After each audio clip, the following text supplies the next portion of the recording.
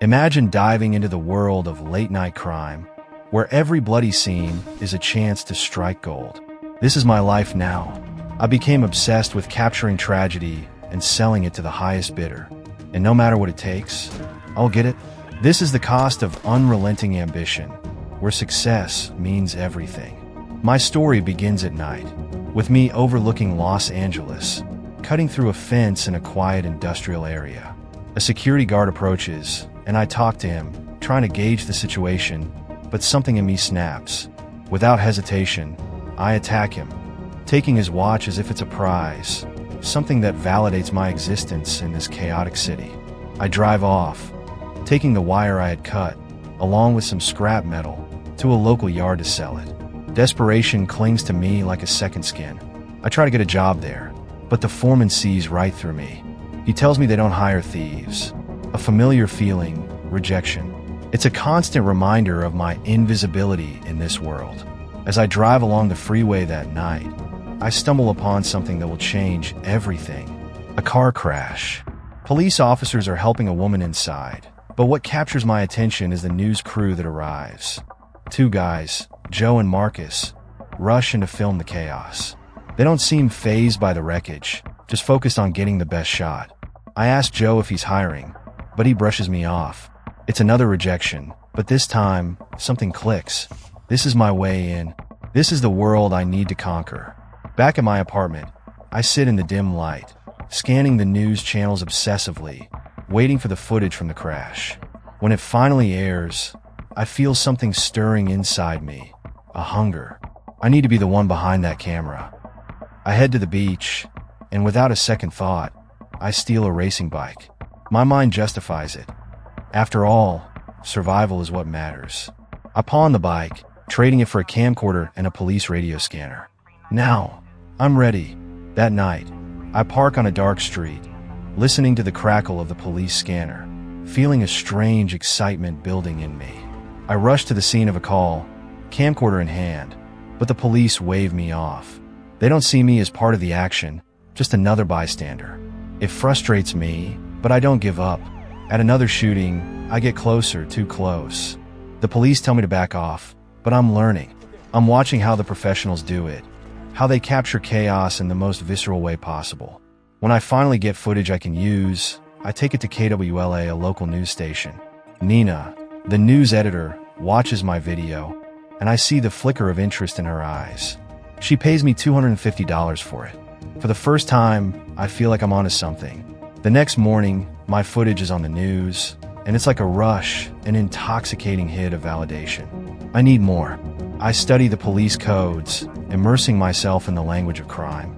I meet Rick, a young, desperate guy looking for work. I hire him as my assistant. At first, it's rocky.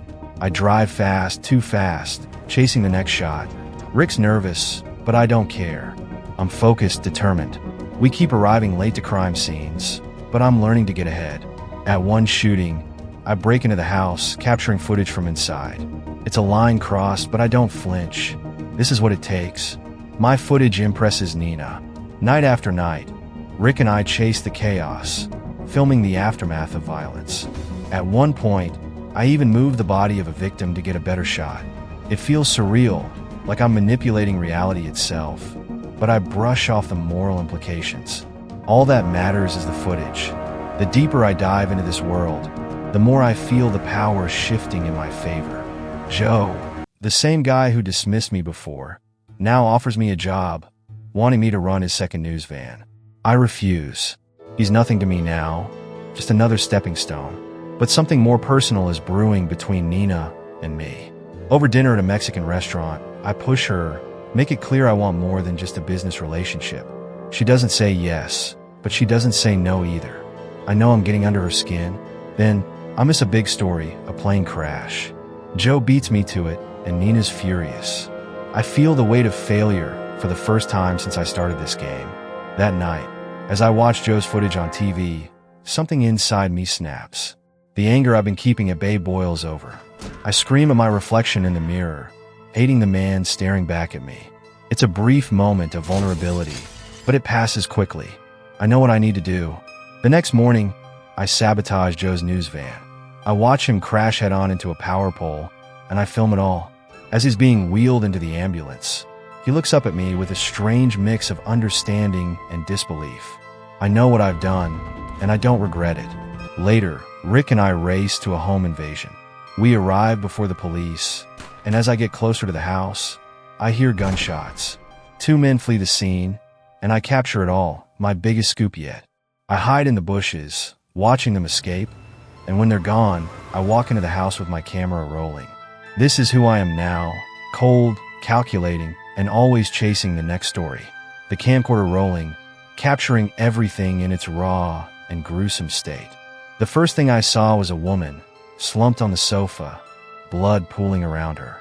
Her lifeless body was just another shot to me. I followed the trail of blood upstairs, driven by a strange mixture of curiosity and hunger for the story. In the baby's room, my stomach dropped for a moment. The cot was empty, but I quickly refocused. I kept filming as I found another woman, dead on a bed. It was like walking through a nightmare, except I was fully aware and fully in control. I moved through the house, my mind detached from the horror.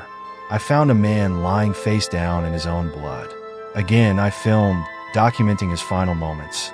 There was no hesitation, no second thoughts. Then I heard Rick calling for me, his voice tense. Together, we ran down the driveway as police sirens grew louder. We made it to the car just in time, escaping unnoticed. Back in town, I pulled over. I needed to make some quick adjustments to the footage before we could move forward. I told Rick to stay in the car while I edited the video in the back. I deleted any trace of the 2 men and their SUV. The truth wasn't useful to me. What mattered was the footage that would sell. The next time we'd meet with the police, they'd only see what I wanted them to see. With the edited footage in hand, I walked confidently into KWLA. Nina and her staff watched the video, horrified and amazed. I could see the shock on their faces, but that only fueled my confidence. Alone with Nina, I pushed hard for what I wanted. This wasn't just a business deal, it was personal. I told her if she didn't meet my demands, I'd take the footage elsewhere. I was the one in control now. Nina hesitated, but I knew I had her. The knock on the door came. It was the police, asking questions about the footage I filmed at the crime scene. I kept my cool, telling them everything had been handed over to the news station. They pressed me, suspicious, but I stuck to my story. They didn't know I kept the most important footage for myself. After some more questions, they left. I could feel the adrenaline pumping as the door closed behind them. I had managed to get away with it, for now. That night, things escalated quickly. Rick and I waited outside the home of one of the men I had filmed. I had found their address by digging through the details, hunting down the lead like a predator stalking its prey.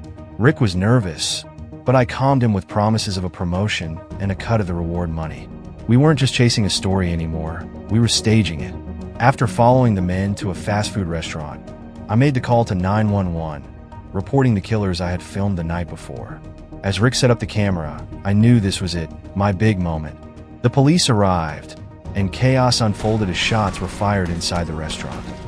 One cop went down, and then one of the killers too.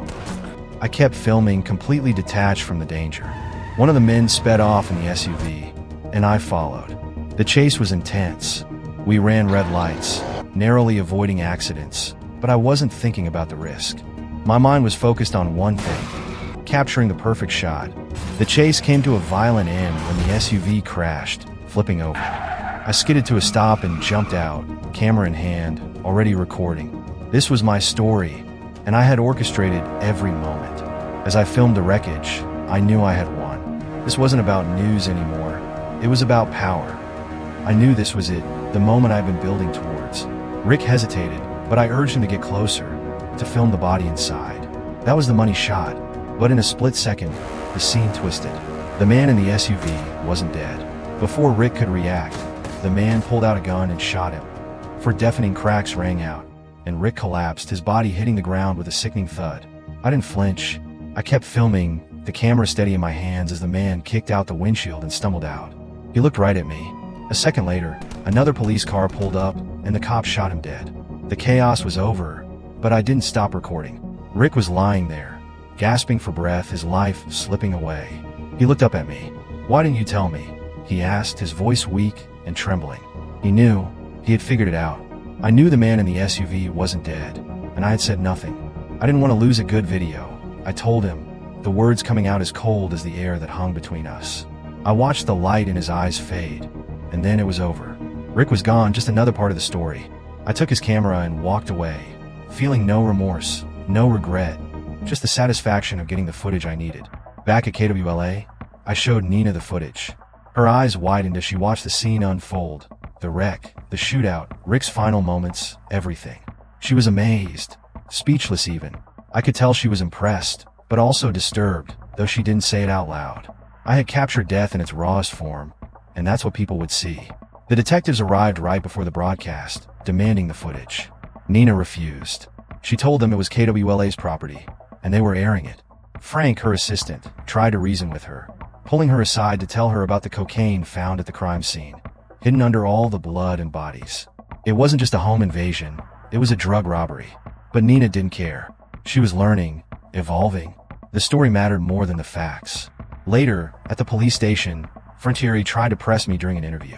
She asked me about the SUV, about the men I had filmed, about Rick. I could see it in her eyes.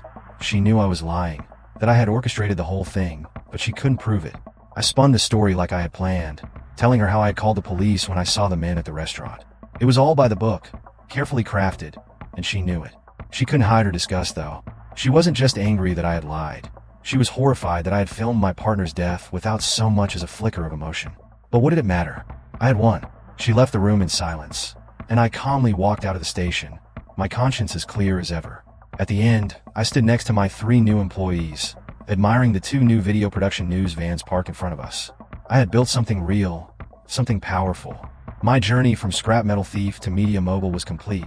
With a final nod, they climbed into their vans, engines roaring to life.